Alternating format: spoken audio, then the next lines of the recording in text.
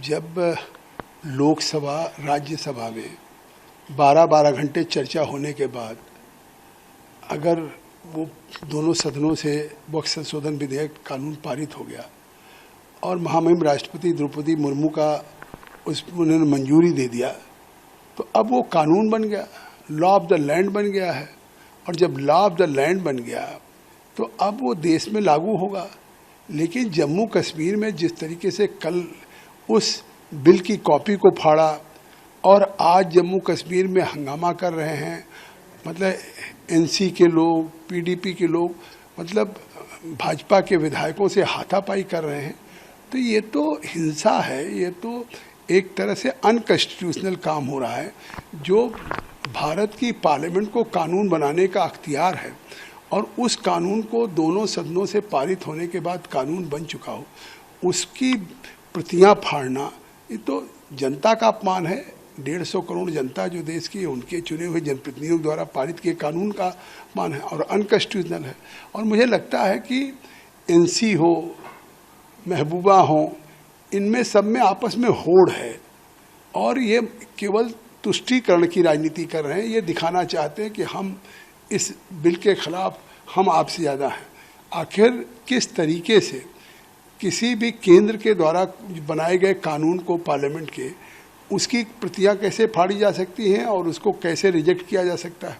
और जब स्पीकर ने जम्मू कश्मीर के कह दिया कि यहाँ पे वहाँ के बनाए हुए कानून को नहीं चर्चा हो सकती, और लोग तो सुप्रीम कोर्ट गए हैं।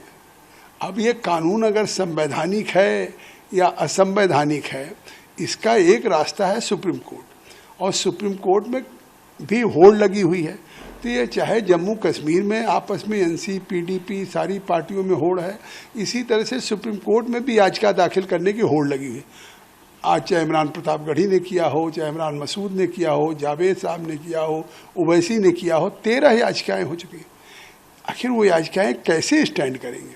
उनको पता है कि केवल कोई सुप्रीम कोर्ट में याचिकाओं का अगर है तो उसकी 3 कसौटी है।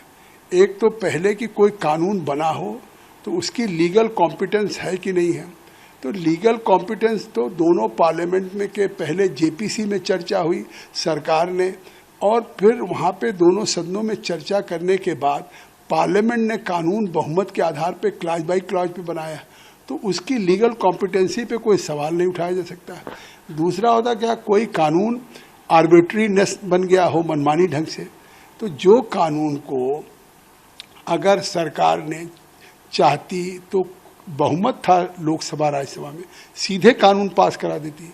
लेकिन खुद किरण रिजिजू जी ने कहा कि हम इस पे और चर्चा चाहते, देश के स्टेक होल्डर्स के साथ चर्चा हो जाए, इस्लामिक स्कॉलर, वाइस चांसलर, बार के लायर्स या सभी के साथ। और 6 महीने चर्चा होकर के आया है। तो ये भी नहीं कि सरकार ने मनमानी ढंग से कर लिया। तीसरी बात कि कोई कॉन्स्टिट्यूशन का फंडामेंटल राइट का वायलेशन हो, आज तो उसमें हमने इस संशोधन में कॉन्स्टिट्यूशन के को और मजबूत किया है। जो 2013 में कांग्रेस यूपीए में कॉन्स्टिट्यूशन का जो आर्टिकल 300A है, राइट टू प्रॉपर्टी, जिस राइट टू प्रॉपर्टी को कॉन्स्टिट्यूशन के सेक्शन 40 वक्फ बोर्ड के या उस वक्फ कानून के 2013 के, उसको ओवरराइड कर दिया था कि सेक्शन 40 में जहां चाहेंगे कोई संपत्ति भी वक्फ बोर्ड वक्फ घोषित कर सकती है, तो वो असंवैधानिक था। आज वो जो सेक्शन 40 वक्फ का कानून का था, वो कॉन्स्टिट्यूशन के आर्टिकल 300A पे ओवरराइड था। उसको हमने आज सेक्शन 40 को डिलीट किया है और article 300A right to property को रिस्टोर किया है। तो संवैधानिक है, संविधान विधि सम्मत है। तो मुझे लगता है कि याचिकाएं दाखिल कर सकते हैं, लेकिन 1 मिनट भी याचिकाएं ठहरेंगी नहीं, इसलिए कि यही 3 कसौटी होती है। जो बेसिक चीज़ें, क्या स्थिति थी उस वक्त जब आपने बातचीत करी, सारी चीज़ें करी, और आज के समय पे जिस तरह से हंगामा किया जा रहा है? ये कानून बनने का पूरे देश के लोग स्वागत कर रहे हैं। मैं कल दिल्ली में था, बहुत बड़ी तादाद में ऑल इंडिया पसमानदा समाज के लोग, राष्ट्रीय मुस्लिम मंच के लोग, उसके बाद तमाम मुस्लिम इंटेलेक्चुअल्स, महिलाएं, शालिनी अली, शाइस्ता, सूबी खान, एक बड़ी संख्या में कम से कम 1000 इंटेलेक्चुअल्स मुस्लिम ने कल इस बिल का स्वागत किया है। बड़ा कार्यक्रम हुआ, उसमें मैं था, इंद्रेश जी थे और हमारे सभी राष्ट्रीय मुस्लिम मंच और मलंग शाह का संगठन था, पसमानदा समाज का था और जमीयत उलमा का था। तो इस तरह से तमाम पूरे देश में आज गरीब, पसमानदा, पिछड़ा और महिलाएं इस संशोधन बिल का स्वागत कर रहे हैं, मोदी जी का शुक्रिया अदा कर रहे हैं। और ये केवल चंद लोग हैं जिन्होंने वक्फ की ज़मीनों पे कब्जा कर रखा है या जिन्होंने वो हैं जिसका फ़ायदा आज वक्फ का उन्हीं को मिल रहा है, अभी तक कहीं गरीबों को नहीं मिल रहा। एक कोई उदाहरण बता दीजिए कि कोई मेडिकल कॉलेज, इंजीनियरिंग कॉलेज बना हो।